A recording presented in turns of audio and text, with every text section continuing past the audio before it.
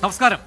ജനകീയ വാർത്താ നേരമാണ്. ജനകീയ വിഷയങ്ങൾ നിറഞ്ഞ വാർത്താ പരിപാടിയിലേക്ക് എല്ലാ പ്രേക്ഷകർക്കും സ്വാഗതം. അധികാരികൾ അവഗണിക്കുന്ന ജനകീയ വിഷയങ്ങൾ ശ്രദ്ധയിൽ കൊണ്ടുവരുന്ന പരിപാടി കൂടിയാണ്.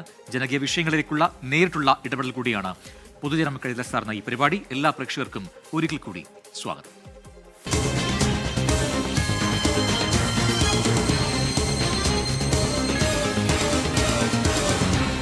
പൊതുജനം കഴുതയല്ല സാർ. കേരളത്തിന്റെ ധനസ്ഥിതി എന്ത് എന്ന് വ്യക്തമാക്കുന്ന ധവളപത്രം പുറത്തിറങ്ങിയ ദിവസം കൂടിയാണ് ഇന്ന്. എന്നാൽ അതിൽ പറയുന്ന ഒരുപാട് വിഷയങ്ങളുമായി ബന്ധപ്പെട്ടുകൊണ്ടുള്ള ചർച്ചകളും നടക്കുന്നുണ്ട്. ഒരു ഭാഗത്ത് കേരളത്തിലെ വാഹനപ്രേമികൾ കാത്തിരുന്ന വാഹന മോഡിഫിക്കേഷൻ മോട്ടോർ വാഹന വകുപ്പിന്റെ റിപ്പോർട്ട് കൂടി ഇന്ന് പുറത്തു വന്നു. അതിന്റെ നിരാശയിലാണ് ജൻസികൾ, പുതുതലമുറ. വാഹനങ്ങളിൽ സ്റ്റിക്കറുകളും ലൈറ്റുകളും പിടിപ്പിക്കുന്നതിനടക്കം 18 തരം മോഡിഫിക്കേഷൻ അനുവദിക്കാൻ സന്നദ്ധമാണ് എന്നാണ് മോട്ടോർ വാഹന വകുപ്പിന്റെ റിപ്പോർട്ടിൽ പറയുന്നത്. എന്നാൽ ഇതെല്ലാം മുൻപേ ഉള്ളതാണെന്നാണ് ജൻസികൾ പറയുന്നത്. മുഖ്യമന്ത്രിയുടെ വാഗ്ദാനത്തിൽ പ്രതീക്ഷയോടെ ട്രാക്കിലേറിയ ജൻസികൾ ഇപ്പോൾ ബ്രേക്ക് ഡൗൺ ആയി നിൽക്കുന്ന അവസ്ഥയിലാണ്. മുഖ്യമന്ത്രി തന്നെ ഇടപെടുമെന്നാണ് ഇപ്പോൾ ഇവരെല്ലാം പ്രതീക്ഷിക്കുന്നത്. കാണാം, കോഴിക്കോട് നിന്നും അനീഷ് ദേവസ് തയ്യാറാക്കിയ വിശദമായ റിപ്പോർട്ടിലേക്ക്. മോഡിഫിക്കേഷനിൽ നിരാശയുടെ സ്റ്റിക്കറും. കേരളത്തിലെ വാഹനപ്രേമികൾക്ക് ഏറെ സന്തോഷമുള്ള ഒരു വാർത്തയാണ് ഇന്ന് പുറത്തു വന്നിരിക്കുന്നത്. 18 തരത്തിലുള്ള വാഹന മോഡിഫിക്കേഷന് ഗതാഗത കമ്മീഷന്റെ ഭാഗത്തു നിന്നും അനുകൂലമായ ഒരു നിലപാടുണ്ടായിരിക്കുകയാണ്. നിറമാറ്റവും സ്റ്റിക്കറിംഗും ഉൾപ്പെടെയുള്ള കാര്യങ്ങളിൽ വലിയ ഇളവുകളാണ് ഗതാഗത കമ്മീഷണർ തയ്യാറാക്കിയ റിപ്പോർട്ടിലുള്ളത്. കാറോ ബൈക്കോ ഇനി ഉടമയ്ക്ക് ഇഷ്ടമുള്ള നിറത്തിലേക്ക് മാറ്റാൻ അനുവാദമുണ്ടാകും. എന്നാൽ RTO ഓഫീസിൽ നിശ്ചിത ഫീസ് അടച്ച് മുൻകൂർ അനുമതി വാങ്ങി ഇത് RC ബുക്കിൽ രേഖപ്പെടുത്തണമെന്ന് മാത്രം. വാഹനങ്ങളിൽ മാന്യമായ രീതിയിലുള്ള ചിത്രങ്ങളും രൂപങ്ങളും സ്റ്റിക്കർ ചെയ്യാനും വാഹനത്തിനുള്ളിൽ പല നിറത്തിലുള്ള ആകർഷകമായ ലൈറ്റുകൾ ഘടിപ്പിക്കാനും അനുമതിയുണ്ടാകും. സർക്കാരിന്റെ തീരുമാനത്തോട് അനുകൂലമായ നിലപാടാണ് വാഹനപ്രേമികൾക്ക്. ഞങ്ങൾ പ്രതീക്ഷ ഒരുവിധം സാധനങ്ങളൊക്കെ നമുക്ക് ഇതിൽ വന്നിട്ടുണ്ട്.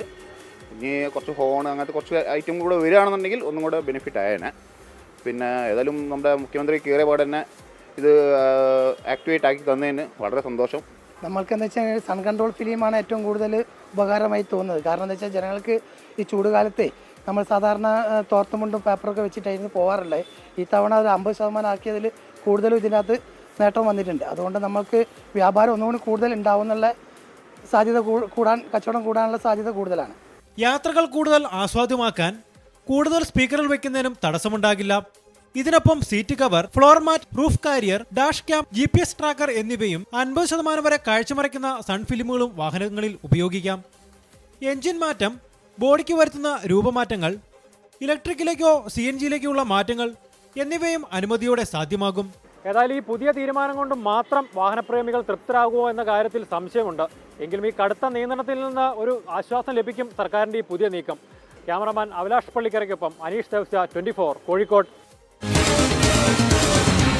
പൊതുജനം കഴുതയല്ല സാർ. എന്തായാലും മുഖ്യമന്ത്രി തന്നെ ഈ വിഷയത്തിൽ ഇടപെടട്ടെ എന്നാണ് ജൻസികൾ പറയുന്നത്. നോക്കാം അതിലെന്ത് പ്രതികരണം മുഖ്യമന്ത്രിയിൽ നിന്നും ഉണ്ടാകുമെന്നുള്ളത്. ഇനി മറ്റൊരു വിഷയത്തിലേക്കാണ്. കഴിഞ്ഞ കുറേ വർഷങ്ങളായി കേരളം അഭിമുഖീകരിക്കുന്ന ഒരു വലിയ പ്രശ്നമുണ്ട്. അത് തെരുവുനായ ശല്യമാണ്. എന്നാലും ആശങ്കയിലാണ് ആലപ്പുഴ ജില്ല. ജൂണിൽ മാത്രം ജില്ലയുടെ വിവിധ ഭാഗങ്ങളിലായി തെരുവുനായ ആക്രമിച്ചത് 25 പേരെയാണ്. പിഞ്ചു കുഞ്ഞിനെ അടക്കം കടിച്ചു കീറുന്ന സംഭവമുണ്ടായി. റോഡിലൂടെ നടന്നു പോകുമ്പോൾ തെരുവുനായ ഏത് നിമിഷവും പാഞ്ഞെടുക്കാവുന്ന ഭീതിയുണ്ട് ഇവിടുത്തുകാർക്ക്. അധ്യയന വർഷം ആരംഭിച്ചതോടെ, അതായത് സ്കൂളുകളൊക്കെ തുറന്നതോടെ കുട്ടികളെ തനിച്ച് സ്കൂളുകളിലേക്ക് വിടാനും ഇപ്പോൾ വീട്ടുകാർക്ക് പേടിയാണ്.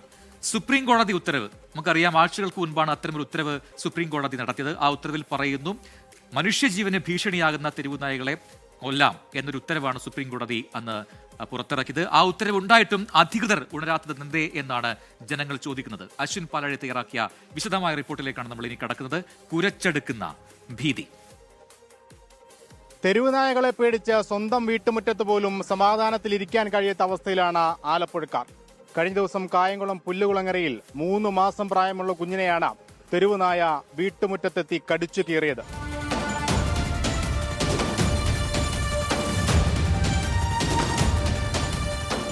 മുത്തശ്ശിയുടെ മടിയിലിരുന്ന കുഞ്ഞിനെയാണ് പാഞ്ഞെത്തിയ തെരുവുനായ ആക്രമിച്ചത്. പിഞ്ചുകാൽ കടിച്ചു കീറി. തടയാൻ ശ്രമിച്ച മുത്തശ്ശി രാജമ്മയെയും ആക്രമിച്ചു.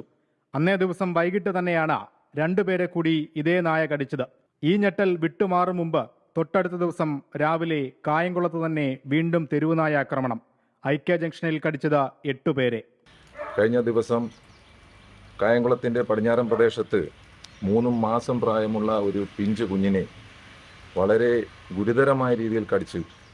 അത് കണ്ടിട്ട് യഥാർത്ഥത്തിൽ മനുഷ്യൻ്റെ മനസാക്ഷിക്ക് തന്നെ വിഷമം തട്ടുന്ന രീതിയിലാണ് നടക്കുന്നത്. ഇത് ഒറ്റയ്ക്ക് 1 or 2 ഒക്കെ ആണെന്നുണ്ടെങ്കിൽ വലിയ പ്രശ്നമില്ല. മറിച്ച് ഇത് കൂട്ടത്തോടെ ആണെങ്കിൽ ഇത് പലപ്പോഴും ഇത് അക്രമാസക്തമാകുന്ന പുല്ലുകുളങ്ങര, പുളിമുക്ക് ഭാഗങ്ങളിൽ ഈ കഴിഞ്ഞ ദിവസങ്ങളിൽ 8 or 9 പേരെ തെരുവുനായ്ക്കൾ ആക്രമിക്കുകയുണ്ടായി. മുനിസിപ്പാലിറ്റിയുടെ ഭാഗത്ത് നിന്ന്, തദ്ദേശ സ്വയംഭരണ സ്ഥാപന അധികാരികളുടെ ഭാഗത്ത് നിന്ന് ഇതിനെ നിർമ്മാർജ്ജനം ചെയ്യാനുള്ള ഒരു പദ്ധതി യുദ്ധകാലാടിസ്ഥാനത്തിൽ ഉണ്ടാവേണ്ടതുണ്ട്. ആലപ്പുഴ നഗരത്തിലും മാന്നാറിലുമായി ഡോക്ടറെ അടക്കം 10 പേരെയാണ് കഴിഞ്ഞ ദിവസം തെരുവുനായ ആക്രമിച്ചത്. തദ്ദേശ സ്ഥാപനങ്ങൾ തെരുവുനായകളെ തുരത്താൻ കാര്യക്ഷമമായ ഇടപെടൽ നടത്തുന്നില്ലെന്നാണ് പരാതി. തെരുവുനായ്ക്കളിൽ പേവിഷബാധ പ്രതിരോധ കുത്തിവയ്പ്പെടുക്കുന്ന പദ്ധതി പലയിടങ്ങളിലും മുടങ്ങിയിരിക്കുകയാണ്. അക്രമകാരികളായ നായകളെ പിടികൂടി പ്രത്യേക ഷെൽട്ടറിൽ താമസിപ്പിക്കണമെന്ന ചട്ടവും പാലിക്കപ്പെടുന്നില്ല. നായകളെ പിടികൂടി കുത്തിവയ്പ്പെടുത്ത് അവിടെ തന്നെ തുറന്നുവിടുന്നെന്നാണ് ആരോപണം. ഈ അടുത്ത സമയത്ത് ആറാട്ടുപുഴയിൽ ഒരു വൃദ്ധയെ കടിച്ചു കൊന്ന ദാരുണമായൊരു സംഭവം തെരുവുനായയുടെ ഭാഗത്തുനിന്നുണ്ടായി. ഇതെല്ലാം സംഭവിക്കുമ്പോൾ തന്നെ അധികാരികൾ അപ്പോൾ എത്തും. അന്നേരം വേണ്ട കാര്യങ്ങൾ വാക്സിൻ എടുക്കുകയോ ആ തൊട്ടടുത്ത ദിവസങ്ങൾ വാക്സിൻ എടുക്കുകയോ അതിനെ പിടിക്കുന്നതായിട്ട് ബന്ധപ്പെട്ട് ആ ഒരു ഗൗരവമായ ആ സമയത്തുണ്ടാകുന്ന ആ വാർത്ത കഴിഞ്ഞാൽ പിന്നെ അതിന് ഒരു ശാശ്വതമായ പരിഹാരം കണ്ടെത്താൻ അധികാരികളുടെ ഭാഗത്തുനിന്ന് ആവുന്നില്ല.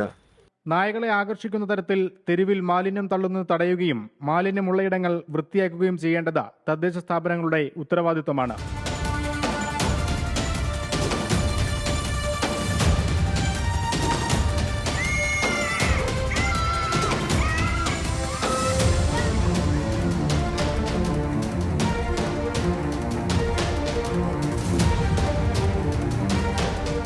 പ്രതിസന്ധികളുടെ കാലമാണ് ആലപ്പുഴയെ കാത്തിരിക്കുന്നത്. മഴ കനക്കുന്നു, വെള്ളപ്പൊക്കം, മഴക്കാല കെടുതികൾ, മഴക്കാല രോഗങ്ങൾ, അതിനൊപ്പം തെരുവ് നായകളുടെ ശല്യവും. സർക്കാരും തദ്ദേശ സ്ഥാപനങ്ങളും ഉണർന്നു പ്രവർത്തിച്ചില്ലെങ്കിൽ പ്രതിസന്ധിയും പ്രശ്നങ്ങളും രൂക്ഷമാകും. ആലപ്പുഴയിൽ നിന്ന് ഷിബിൻ ബഷീറിനൊപ്പം അശ്വിൻ പാലാഴി, 24. പൊതുജനം കഴുതയല്ല സാർ. എന്തായാലും ആലപ്പുഴയിലെ തെരുവുനായ ശല്യത്തെക്കുറിച്ചാണ് അശ്വിൻ പാലാഴി തയ്യാറാക്കിയ ഈ റിപ്പോർട്ടെങ്കിലും അത് ആ ജില്ലയിൽ മാത്രം ഒതുങ്ങുന്ന ഒരു വിഷയമല്ല. സംസ്ഥാനത്തിന്റെ എല്ലാ ജില്ലകളിലും ഈ പ്രശ്നങ്ങളുണ്ട്. ഒരുപാട് റിപ്പോർട്ടുകൾ ദിനം പ്രതിയൊന്നോണം വരുന്നുമുണ്ട്. നമ്മുടെ പ്രേക്ഷകരും അതുമായി ബന്ധപ്പെട്ട് ചില കമന്റുകളൊക്കെ പറയുന്നുണ്ട്. നമ്മുടെ ആലപ്പുഴക്കാരിയായ നമ്മുടെ പ്രേക്ഷക മിനി ബാബു പറയുന്നു, തെരുവുനായ ശല്യം രൂക്ഷമാണ്, അവിടെ ബസ് കാത്തു നിൽക്കുന്ന സ്ഥലത്ത് നിൽക്കാൻ തന്നെ പേടിയാണ് എന്നാണ് മിനി ചേച്ചി പറയുന്നത്. അവിടെ ആരും പക്ഷെ തിരിഞ്ഞു നോക്കുന്നില്ല, പരിഹാരം കാണാനും ഇവിടെ ആരുമില്ല എന്ന ഒരു ആക്ഷേപമാണ് മിനി ബാബു ഉയർത്തുന്നത്. അങ്ങനെ ഒരുപാട് പേർ ഇതുമായി ബന്ധപ്പെട്ട പ്രതികരണങ്ങളൊക്കെ നടത്തുന്നുണ്ട്. ഞാൻ അതിലേക്ക് വരാം. അതിനു മുമ്പ് ഇന്നത്തെ ഏറ്റവും പ്രധാനപ്പെട്ട റിപ്പോർട്ടിലേക്ക് കടക്കുന്നു. ഇത് പറഞ്ഞുകൊണ്ടാണ് നമ്മൾ ഇന്ന് തുടങ്ങിയത്. സംസ്ഥാനത്തിന്റെ സാമ്പത്തിക സ്ഥിതി വ്യക്തമാക്കുന്ന ധവളപത്രം അത് പുറത്തിറങ്ങിയ ദിവസമാണെന്നും അതീവ ഗുരുതരമായ സാഹചര്യമാണെന്നും കിഫ്ബി വായ്പകൾ സംസ്ഥാനത്തിന്റെ സാമ്പത്തിക ബാധ്യത കൂട്ടുന്നതായും ഈ ധവളപത്രത്തിൽ പറയുന്നുണ്ട്. ധനകാര്യ വകുപ്പ് തയ്യാറാക്കേണ്ട ധവളപത്രം സ്വകാര്യ ഏജൻസിക്ക് നൽകിയതിലൂടെ സത്യപ്രതിജ്ഞാ ലംഘനം നടന്നുവെന്ന് പ്രതിപക്ഷം കുറ്റപ്പെടുത്തുന്നു.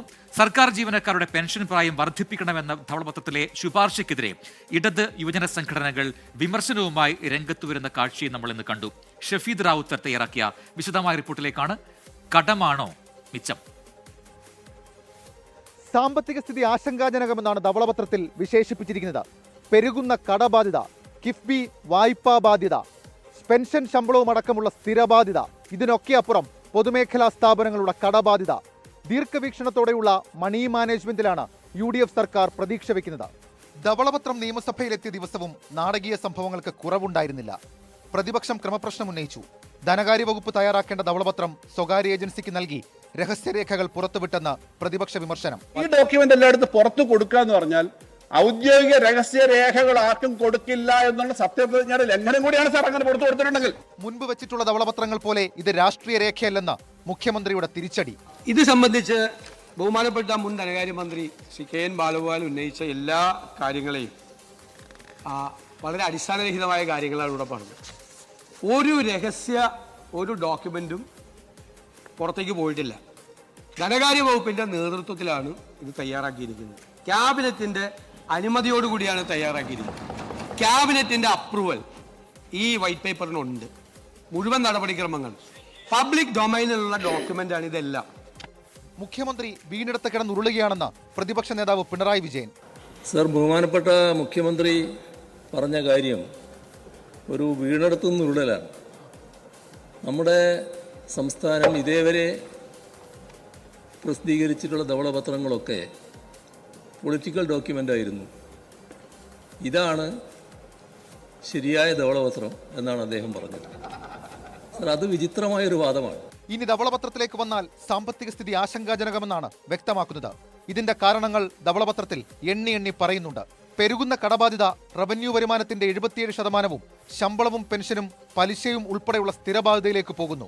മൂലധന ചെലവ് രാജ്യത്തെ ഏറ്റവും താഴ്ന്ന നിലയിൽ. കിഫ്ബിയുടെയും പൊതുമേഖലാ സ്ഥാപനങ്ങളുടെയും കടബാധ്യത എന്നിവയാണ് ധവളപത്രം ചൂണ്ടിക്കാട്ടുന്ന പ്രതികൂല സൂചകങ്ങൾ.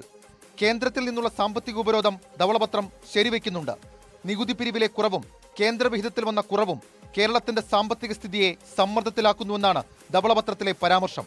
പിണറായി സർക്കാർ അധികാരമൊഴിയുമ്പോൾ ഉണ്ടായിരുന്ന പണബാക്കിയിലും ധവളപത്രം വ്യക്തത വരുത്തുന്നുണ്ട്.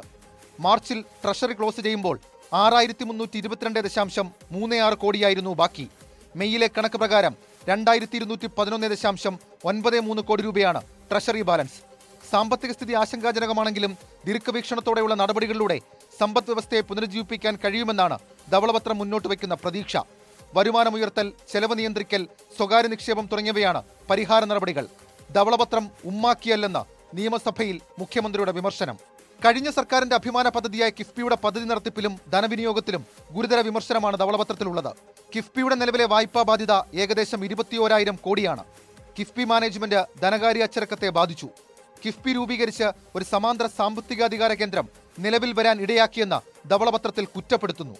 കിഫ്ബി ഉപേക്ഷിക്കില്ലെങ്കിലും സമ്പൂർണ്ണമായ പൊളിച്ചെഴുത്തുണ്ടാകും. പദ്ധതികളുടെ ഗുണനിലവാരം വർദ്ധിപ്പിക്കാനുള്ള നടപടികൾ സ്വീകരിക്കും. മസാല ബോണ്ടിലും കിഫ്ബി അക്കൗണ്ടുകളിലും കൺസൾട്ടൻസികൾക്ക് പണം നൽകിയതിലും കടമെടുത്ത പണം ബാങ്കുകൾ നിക്ഷേപിച്ചതിലും ഫോറൻസിക് ഓഡിറ്റ് നടത്തും. കിഫ്ബിയുടെ മുൻഗണനകളിലും സംശയമുണ്ടെന്ന് ധവളപത്രത്തിൽ പറയുന്നു. ആകെ അംഗീകരിച്ച പദ്ധതികളിൽ 20% നൽകിയ തുകയിൽ 19% കണ്ണൂർ ജില്ലയിലാണെന്നും കുറ്റപ്പെടുത്തുന്നുണ്ട്. ഒരു ഇന്ദിരാ ഗ്യാരണ്ടിയും നടപ്പാവാൻ പോവില്ലെന്ന് ധവളപത്രം ഉറപ്പിച്ചു പറയുന്നുവെന്ന് തോമസ് ഐസക്കിന്റെ കുറ്റപ്പെടുത്തൽ. ഏതായാലും ധവളപത്രത്തിൽ ഒരു കാര്യം പറഞ്ഞിട്ടുണ്ട്, കിഫ്ബി കൊണ്ട് നാടിന് ഗുണമുണ്ടായി. ഇങ്ങനെ എടുക്കുന്ന പണം സംസ്ഥാനത്തിന്റെ വായ്പയിൽ ഉൾപ്പെടുത്തില്ല എന്നുള്ളത് കേന്ദ്രം ഇപ്പോൾ അംഗീകരിക്കുന്നില്ല. അതോടുകൂടി കിഫ്ബിയുടെ പ്രസക്തി പോയി എന്നുള്ളതാണ്. സാമ്പത്തിക സ്ഥിതി മെച്ചപ്പെടുത്താൻ സർക്കാർ ജീവനക്കാരുടെ പെൻഷൻ പ്രായം വർദ്ധിപ്പിക്കണമെന്നും ധവളപത്രത്തിലെ ശുപാർശയുണ്ട്. പെൻഷൻ പ്രായം 1 വർഷം കൂട്ടണമെന്നാണ് നിർദ്ദേശം.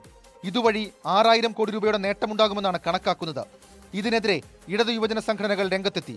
കേരളത്തിലെ അഭ്യസ്തവിദ്യരായ ചെറുപ്പക്കാരുടെ തൊഴിൽ എന്ന സ്വപ്നം തകർക്കുന്ന ചില നിർദ്ദേശങ്ങൾ ആ ധവളപത്രത്തിൽ പ്രതിപാദിച്ചിരിക്കുകയാണ്. PSC പരീക്ഷ എഴുതി ലക്ഷക്കണക്കിന് ആളുകൾ അതിന് ലിസ്റ്റ് പ്രതീക്ഷ നിൽക്കുന്നുണ്ട്. അപ്പോൾ ലക്ഷക്കണക്കിന് ഉദ്യോഗാർത്ഥികൾ ഇതിനുള്ള തയ്യാറെടുപ്പ് നടത്തിക്കുന്ന സന്ദർഭത്തിൽ അവരുടെയെല്ലാം തലയിൽ ഇടുത്തി വീഴുന്ന ഒരു നിർദ്ദേശമായി ധവളപത്രത്തിലെ പെൻഷൻ പ്രായം ഉയർത്തണം എന്ന നിർദ്ദേശം മാറിയിരിക്കുകയാണ്. പെൻഷൻ പ്രായം ഉയർത്തിക്കൊണ്ടുള്ള തീരുമാനവുമായി ഈ ഗവൺമെൻറ് പോവുകയാണെങ്കിൽ അതിശക്തമായ യുവജന പ്രക്ഷോഭത്തിന് ഈ നാട് സാക്ഷ്യം വഹിക്കേണ്ടി വരും എന്നുള്ളതാണ്. തന്ത്രപ്രധാനമല്ലാത്ത പൊതുമേഖലാ സ്ഥാപനങ്ങളുടെ സ്വകാര്യവൽക്കരണം, ഓഹരി വിറ്റഴിക്കൽ അല്ലെങ്കിൽ അടച്ചുപൂട്ടൽ എന്നിവ പരിഗണിക്കണമെന്നും ധവളപത്രത്തിൽ പറയുന്നുണ്ട്. ലാഭത്തിലുള്ള ബെബ്കോയും നഷ്ടത്തിലുള്ള സപ്ലൈകോയും ഒരൊറ്റ കോർപ്പറേഷനായി ലയിപ്പിക്കണം. ഇതിലൂടെ ബെബ്കോയുടെ ലാഭം ഉപയോഗിച്ച് സപ്ലൈകോയുടെ നഷ്ടം നികത്താനും നികുതി ഭാരം കുറയ്ക്കാനും കഴിയുമെന്നും ശുപാർശയുണ്ട്. സർക്കാരിന് മുൻപിലുള്ള പ്രതിസന്ധി ചെറുതല്ല. ഇന്ദിരാ ഗ്യാരണ്ടി അടക്കമുള്ള കാര്യങ്ങൾ ഈ സാമ്പത്തിക സ്ഥിതിയിൽ എങ്ങനെ നടപ്പാക്കുമെന്നാണ് ചോദ്യം. ഈ മാസം 19-നാണ് വി ഡി സതീശൻ സർക്കാരിന്റെ ബജറ്റ്. ഇനി അതാണ് ആകാംക്ഷ. ഷഫീദ് റൌത്തർ, 24 തിരുവനന്തപുരം. പൊതുജനം കഴുതയല്ല സാർ.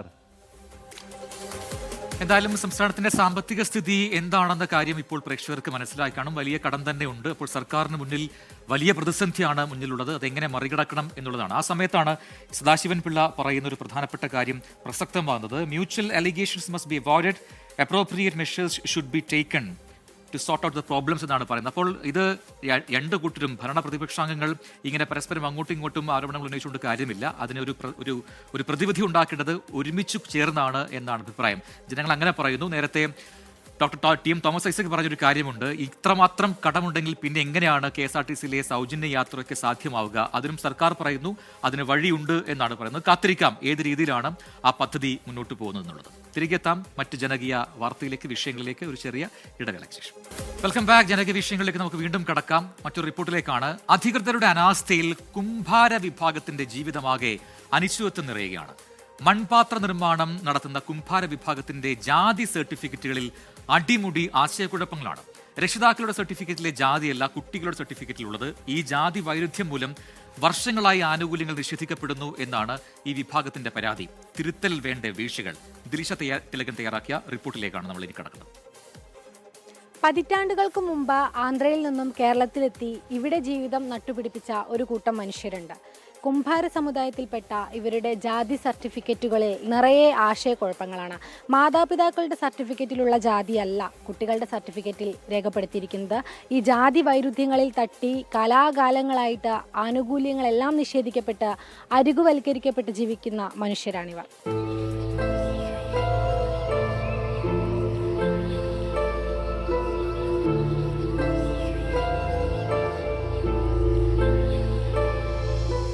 സംസ്ഥാനത്ത് കുംഭാര സമുദായത്തിൽപ്പെട്ട 1,00,000-ലധികം ആളുകളുണ്ടെന്നാണ് കണക്ക്. വിവിധ ജില്ലകളിലായി വ്യാപിച്ചു കിടക്കുന്ന ഇവരുടെ ജാതി സർട്ടിഫിക്കറ്റുകൾ തന്നെയാണ് ഇവരുടെ ജീവിതത്തിലെ ഏറ്റവും വലിയ വെല്ലുവിളി. കുംഭാരൻ എന്നാണ് യഥാർത്ഥ ജാതിപ്പേര്. സർക്കാർ ഇത് അംഗീകരിച്ചതുമാണ്. എന്നാൽ പല രക്ഷിതാക്കളുടെയും സർട്ടിഫിക്കറ്റിലെ ജാതിയല്ല കുട്ടികളുടെ സർട്ടിഫിക്കറ്റിലുള്ളത്. ഇപ്പോൾ ഞങ്ങൾ കുശവൻ, കുംഭാരൻ, ആദ്യാന്ധ്ര എന്നീ പല പേരിലാണ് അറിയപ്പെടുന്നത്. അപ്പോൾ ഈ സർട്ടിഫിക്കറ്റ് ഏകീകരിച്ചു തരാൻ വേണ്ടിയിട്ട് പലതവണ കഴിഞ്ഞ സർക്കാരിനോട് ഞങ്ങൾ നിരന്തരം അവരെ സമീപിച്ചിരുന്നു. പക്ഷെ ഇതിനൊന്നും ഒരു മറുപടി ഞങ്ങൾക്ക് ഇതുവരെ കിട്ടിയിട്ടില്ല. ആദി ആന്ധ്ര, ആദി ദ്രാവിഡ, ഗോസാങ്കി, കൊയപ്പാൻ, കുടുംബി കുലാല, കുംഭാരൻ, കുലവൻ, കുശവൻ എന്നിങ്ങനെ തോന്നിയ പോലെയാണ് ജാതി രേഖപ്പെടുത്തിയിരിക്കുന്നത്. രക്ഷിതാക്കളുടെയും മക്കളുടെയും ജാതി രേഖകളിലെ ഈ ആശയക്കുഴപ്പം മൂലം വിദ്യാഭ്യാസം, ഉപരിപഠനം, സർക്കാർ ഉദ്യോഗങ്ങൾ, പെൻഷൻ അടക്കമുള്ള സർക്കാർ ആനുകൂല്യങ്ങൾ എന്നിവയെല്ലാം നിഷേധിക്കപ്പെടുകയാണ് എന്നാണ് ഇവരുടെ പരാതി. ജാതി ഏകീകരണം എന്ന് പറയുന്നത് ഒരു 30 വർഷത്തോളം പഴക്കമുണ്ട്. ഈ സ്കൂളിൽ ചേർത്ത നേരം ഈ അധ്യാപകരും അതേപോലെ അടുത്തുള്ള ആളുകളൊക്കെയാണ് ഇവരെ ഈ കുംഭാര സമയത്ത് ജാതി പറഞ്ഞു കൊടുക്കുന്നത്. അപ്പോൾ അവർക്ക് എന്തായാലും മനസ്സിൽ വരുന്നത് അതാണ് അവിടെ റെക്കാർഡിക്കലായിട്ട് സ്കൂളുകളിലും അതേപോലെ സ്ഥാപനങ്ങൾ പറഞ്ഞു കൊടുക്കുന്നത്. അങ്ങനെ പല പ്രദേശത്തുള്ള ആളുകളും പല ജാതിപ്പേര് ചേർത്തൊരു കാലഘട്ടം ഉണ്ടായിരുന്നു. ഒരേ കുടുംബത്തിലുള്ള ആളുകൾ അന്ന് ആദ്യാന്ധ്ര, അതേപോലെ ആദി ദ്രാവിഡ, ആദി കർണാടക, കുംഭാരൻ, ഇതേപോലെ പല സമുദായ ജാതിപ്പേരുകൾ അറിയപ്പെട്ടിരുന്നത്. യഥാർത്ഥത്തിൽ ഈ വ്യക്തികൾ, ഈ സമുദായങ്ങളെല്ലാം ഒരേ കുടുംബത്തിലും ഒരേ ശ്രേണിയിൽപ്പെട്ട ആളുകളാണ്. OBC വിഭാഗത്തിൽ ഉൾപ്പെടുന്നതാണ് കുംഭാരൻ. ആദി ആന്ധ്ര തുടങ്ങി മറ്റെല്ലാം ST വിഭാഗവും. ഈ വൈരുദ്ധ്യത്തിൽ തട്ടിയാണ് ആനുകൂല്യങ്ങൾ നിഷേധിക്കപ്പെടുന്നത്. ആദി ആന്ധ്ര എന്ന് തെറ്റായി സർട്ടിഫിക്കറ്റിൽ രേഖപ്പെടുത്തുന്നവർക്ക് ഗസറ്റ് വിജ്ഞാപനം വഴി കുംഭാരൻ എന്ന തിരുത്താൻ നിയമമുണ്ട്. എന്നാൽ ഇതിനായി വില്ലേജ്, താലൂക്ക് ഓഫീസുകളിൽ ചെന്നാൽ കൂടുതൽ അന്വേഷണം നടത്തണമെന്നാവശ്യപ്പെട്ട അധികൃതർ നടപടികൾ വൈകിപ്പിക്കുമെന്ന് ഇവർ പറയുന്നു. UDFന്റെ തെരഞ്ഞെടുപ്പ് വാഗ്ദാനങ്ങളിൽ ഒന്നുകൂടിയായിരുന്നു കുംഭാര സമുദായത്തിന്റെ ജാതി ഏകീകരണം. മക്കളിപ്പോൾ ഒന്ന് വിദ്യാഭ്യാസത്തിന് വേണ്ടി പഠിക്കാൻ വേണ്ടി ഇറങ്ങുമ്പോൾ ഈ പറയുന്ന രക്ഷിതാക്കളുടെ ജാതി സർട്ടിഫിക്കറ്റ് ഇങ്ങനെ ആയതുകൊണ്ട് നിങ്ങൾക്ക് ജാതി സർട്ടിഫിക്കറ്റ് കിട്ടില്ല എന്നുള്ള അവസ്ഥയിലെത്തി. അതിനുവേണ്ടി നിരന്തരം നമ്മുടെ വില്ലേജ് അധികാരികളുടെ അടുത്തും റവന്യൂ അധികാരികളുടെ അടുത്തും പോവുകയല്ലാണ്ട് അവർ പറയുന്നത് നിങ്ങളുടെ രക്ഷിതാക്കൾ അച്ഛനും അമ്മയും ഈ ഒരു ജാതി സർട്ടിഫിക്കറ്റ് ആണെങ്കിൽ എങ്ങനെ ഞങ്ങൾ ഇത് കൊടുക്കും? കാരണം ഉദ്യോഗസ്ഥന്മാരുടെ അടുത്തും ശരിയായിട്ടുള്ള കാര്യങ്ങൾ തന്നെയാണ്. പക്ഷേ എങ്ങനെ ഇത് ഈ കുട്ടികൾക്ക് വിദ്യാഭ്യാസം, ഫീസ് ആനുകൂല്യങ്ങളുണ്ട്, അതുപോലെ തന്നെ സംവരണമുണ്ട്, ഇതെല്ലാം തന്നെ തടയപ്പെടുന്ന രീതിയിൽ അന്നും ഇന്നും ഈ കുംഭാര സമുദായക്കാർ 50-ഓളം വർഷ കാലഘട്ടമായിട്ട് അനുഭവിച്ചുകൊണ്ടിരിക്കുകയാണ്. കോഴിക്കോട്, മലപ്പുറം, വയനാട് ജില്ലകളിലുള്ളവരുടെ ജാതി സർട്ടിഫിക്കറ്റുകളിലാണ് കൂടുതലും വൈരുദ്ധ്യമുള്ളത്. ഈ ജില്ലകളിൽ മാത്രം 7000-ഓളം പേരാണ് ഇതുമൂലം പ്രതിസന്ധിയിലായിരിക്കുന്നത്. പുതിയ സർക്കാരിലാണ് ഇനി പ്രതീക്ഷ. ഈ കഴിഞ്ഞ 6 മാസം മുമ്പ് നടന്ന KKSന്റെ സംസ്ഥാന സമ്മേളനത്തിൽ അന്നത്തെ പ്രതിപക്ഷ നേതാവും ഇപ്പോഴത്തെ ബഹുമാനപ്പെട്ട മുഖ്യമന്ത്രിയും കൂടിയായിട്ടുള്ള VD സതീശൻ സാറ് ഈ ഒരു ജാതി സർട്ടിഫിക്കറ്റിൻ്റെ ഇഷ്യൂസ് തീർച്ചയായും ചെയ്തിരിക്കും. അത് ചെയ്യാൻ പറ്റിയില്ലെങ്കിൽ ഞാനൊരു മനുഷ്യനല്ല, അല്ലെങ്കിൽ ഞാൻ പൊതുപ്രവർത്തനത്തിന് ചെയ്യാൻ അർഹനല്ല എന്നുകൂടിയാണ് ആ വേദിയിൽ നമ്മുടെ ഇപ്പോഴത്തെ മുഖ്യമന്ത്രി കൂടിയായിട്ടുള്ള VD സതീശൻ സാർ പറഞ്ഞിട്ടുള്ളത്.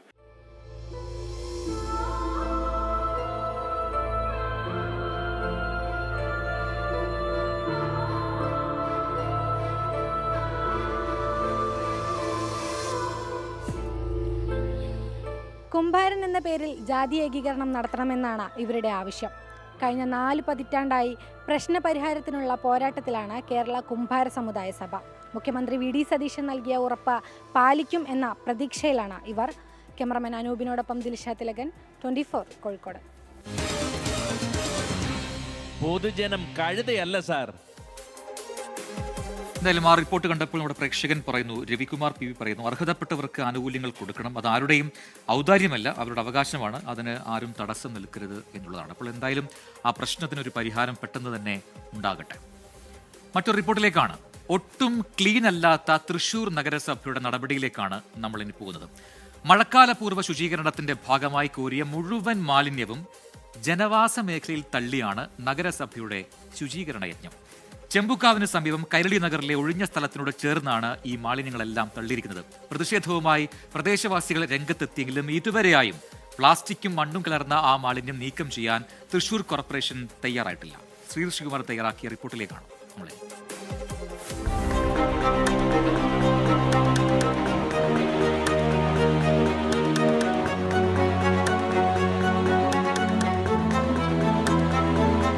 മഴക്കാലപൂർവ്വ ശുചീകരണം നടത്തണം, അത് ജനങ്ങളുടെ ആരോഗ്യം കൂടി സംരക്ഷിക്കാൻ വേണ്ടിയാണ്. പക്ഷേ അവിടെ നിന്ന് കോരിയ മാലിന്യം ജനവാസ മേഖലയിലല്ല തൃശൂർ കോർപ്പറേഷൻ കൊണ്ടുവന്ന് കൊട്ടേണ്ടത്.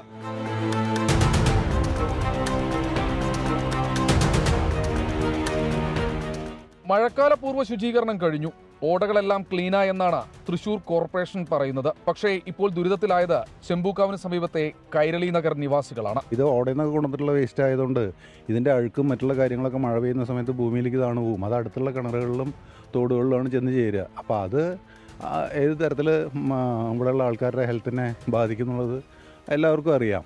അപ്പോൾ അതുകൊണ്ട് ഞങ്ങളുടെ പ്രധാനമായിട്ടുള്ള ഉദ്ദേശം ഞങ്ങളുടെ ആരോഗ്യം ഞങ്ങൾക്ക് സംരക്ഷിക്കണം, കൂടെ മറ്റുള്ള പരിസരവാസികളുടെയും.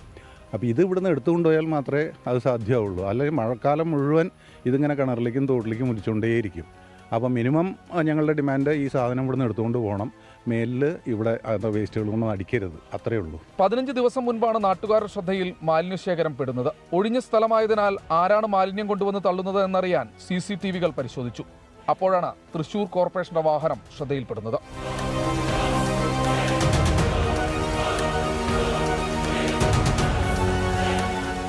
ഇനി കോർപ്പറേഷൻ കൗൺസിലറോട് പരാതി പറഞ്ഞപ്പോൾ ഉണ്ടായ അനുഭവം കേൾക്കാം. ഇത് ആരാണെന്ന് അറിയാൻ വേണ്ടി ഞങ്ങൾ കാത്ത് നിന്ന് ഞങ്ങൾ പിടിച്ചപ്പോഴാണ് ഇത് കോർപ്പറേഷൻ്റെ വണ്ടിയിൽ, കോർപ്പറേഷൻ്റെ പുത്തൻ വണ്ടിയിൽ കോർപ്പറേഷൻ കയറ്റിയിട്ട് ഇതടിച്ചത്. അപ്പോൾ ഞങ്ങൾ പിടിച്ചു.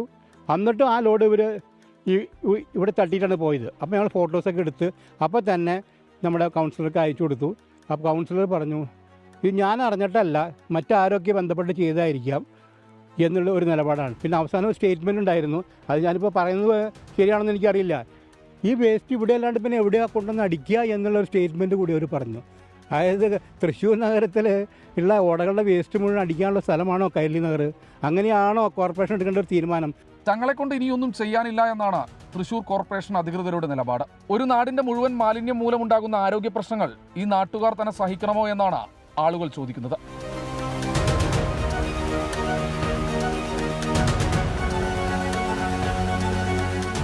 കോർപ്പറേഷൻ വാഹനത്തിൽ മാലിന്യം കൊണ്ടുപോയി പ്രദേശത്ത് കൊണ്ടിടുന്ന ദൃശ്യങ്ങളടക്കം പുറത്തു വന്നിട്ടും അധികൃതർ മൗനം പാലിക്കുകയാണ്.